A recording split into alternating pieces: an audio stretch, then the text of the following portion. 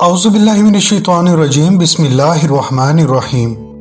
Noman voice کے دوستوں السلام علیکم۔ ایک دکاندار نے ایک خوبصورت طوطا پال رکھا تھا۔ اس خوش آواز سبز رنگ کے طوطے سے اس دکاندار کو بہت محبت تھی۔ یہ بلبل ہزار داستاں اپنی دل فریب باتوں سے گاہکوں کے دل بھی خوش کرتا تھا۔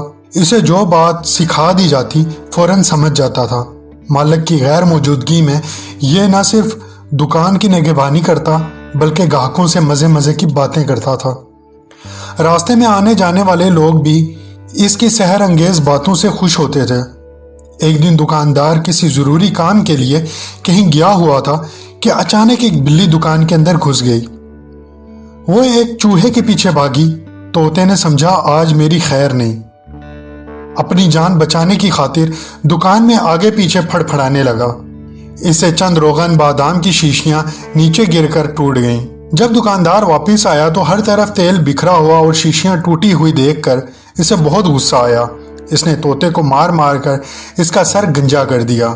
طوطے کو بے قصور سزا ملی تھی جس کا اسے بہت رنج ہوا۔ چند لمحے پہلے کہاں وہ بلبل ہزار داستاں بنا ہوا تھا، اب اس نے بول چال ترک کر دی۔ اس کی شیریں بیانی اور شکر فشانی بالکل جاتی رہی۔ طوطے کے اس فعل سے دکاندار کو سخت پریشانی اور ندامت ہوئی اور وہ اپنے کیے پر پچھتایا۔ دکاندار کو طوطے سے بڑی محبت تھی۔ طوطے کی خاموشی اس کے لیے ناقابل برداشت بنتی جا رہی تھی۔ اس نے سوچا اب کیا کروں، کیونکہ اس کی توتلی باتوں سے دکاندار کو بڑا لطف ملتا تھا۔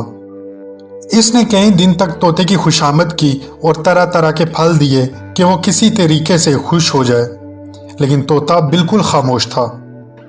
اس کی دکان پر جو گاہک آتے تھے وہ بھی اس کی خاموشی پر تعجب اور افسوس کرتے تھے۔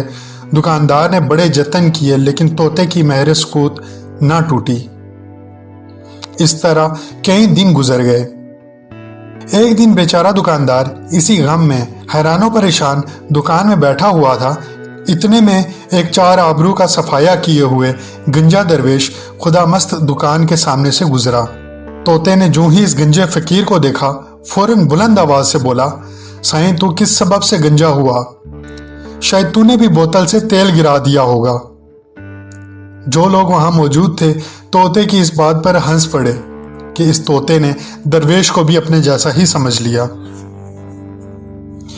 اللہ کے پاک بندوں کو اپنے جیسا مت سمجھو۔ اگرچہ لکھنے میں شیر اور شیر کو ایک ہی طرح لکھا جاتا ہے لیکن ان کے معنوں میں فرق ہے۔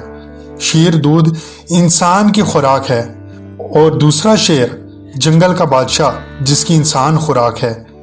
دنیا میں بہت سے لوگ اس غلط قیاس آرائی کے سبب گمراہ ہو گئے۔ اپنے غلط قیاس سے کبھی انہوں نے انبیاء علیہ السلام کے ساتھ برابری کا دعویٰ کیا اور کبھی اولیاء اللہ اجمعین کو اپنے برابر سمجھتے رہے۔ اگر کوئی اس بے ادبی پر اعتراض کرے تو کہتے ہیں ارے ہم بھی انسان ہیں اور وہ بھی انسان۔ نبی اگر اپنا لعاب دہن ہنڈیا میں ڈالے تو ہزاروں کا لشکر جی بھر کر کھانا کھا لے، کھانے میں ذرا برابر بھی کمی واقع نہ ہو۔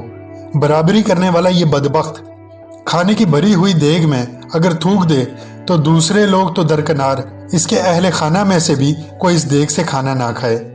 درس حیات یہ ہے کہ تحقیق کے بغیر کسی کے متعلق یوں ہی قیاس آرائیاں نہ کرو۔